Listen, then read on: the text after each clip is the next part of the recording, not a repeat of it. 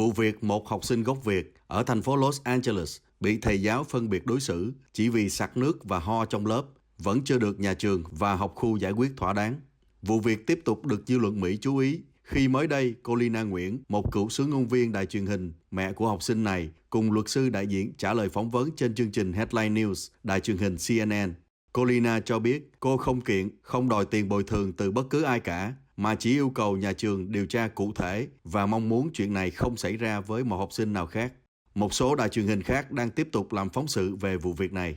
Cuộc phỏng vấn được đăng tải lại với sự cho phép của đài truyền hình CNN. Did coronavirus fears lead to racial discrimination inside a middle school classroom? A 13-year-old boy says his teacher actually singled him out after he simply coughed on some water in class. This was the first time that I've ever felt I was being treated differently for being Asian. Before I told my mom I was going to let it go and just move on. But I thought to myself, what if his teacher does it again or to another student in the future?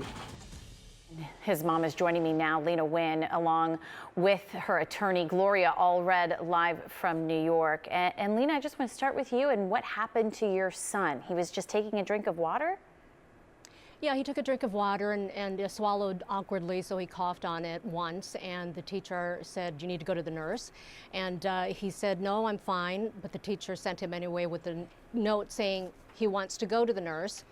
He was cleared by the nurse as healthy, sent back to class, but it's what happened after that that's really maddening, and that is the teacher seemed mad that he was back in the class, and you know, for many days afterward, would be sending my son out of class for no reason. So my son missed a lot of that class for the last month because he kept on being sent out. In addition, you know, my son felt like, well, why aren't these other kids who are coughing being sent out? So he actually asked his teacher, did you send me out because I'm Asian? And the teacher looked at him, then looked away and didn't say anything. So he never denied it, he never apologized, you know, never said, no, I didn't intend that. It's just been kind of, you know, no reaction that I think is appropriate. And let's make it clear, we've reached out to the school. We've not heard back, but they have spoken to local affiliates just saying they're not going to comment. But Leyna, what did this do to your son? I mean, he, from what I understand, had no symptoms like a runny nose or a cough. He simply coughed on some water. Right. So when I picked him up the day that this happened, I knew something was wrong immediately when he got into the car, because normally he jumps in, he starts talking about what he did today or whatever, and he was very quiet and he seemed very, very dejected. So I asked him what happened, and when he told me about it, one thing that I think is actually a good learning lesson is he said to me, he says, you know, there are like people who go through this every day, and that's horrible. It shouldn't be that way. I mean, he really had this moment of realization that discrimination happens. But to me as a mom, the fact that it happened with the teacher is, I mean, I really felt helpless that I couldn't help my son. I wanted him to try to work it out on his own. He went back to school the next day, but it's this retaliation afterward for bringing up the question, is this because I'm Asian? It's all the retaliation afterward that really is upsetting. And how many other people are going through this? Gloria, I just want to play for you some sound from the mayor there in New York, Bill de Blasio, said this about some discrimination that's going on.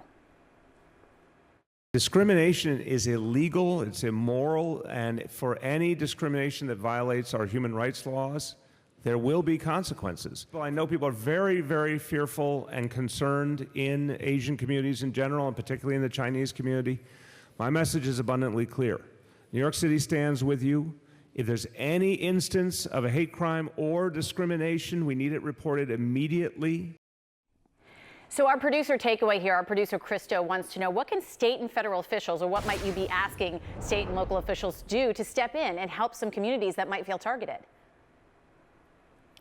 Well, one of the things that we did immediately, even before the mayor in New York talked about discrimination against those who are Asian or Asian American, is we asked for an investigation by the United States Department of Education, the Office of Civil Rights, and the Los Angeles Unified School District, which is the child, Dylan, Lena's son, attends Walter Reed Middle School, and so they receive federal funds, and they have a duty not to discriminate. Here, this 13-year-old boy who was so brave, he told his mom what happened, All his mom and Dylan wanted was an apology from the teacher. The school did an investigation. There was a meeting with the teacher, but the teacher did not apologize.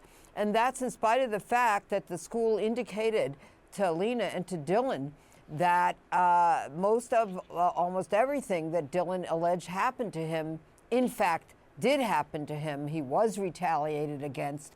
And this should not happen to any child. Any child who thinks he may be discriminated against should ask about that. There should be an answer to that. And he should receive an apology and perhaps more if he's not. That's why this family has decided to file the complaint.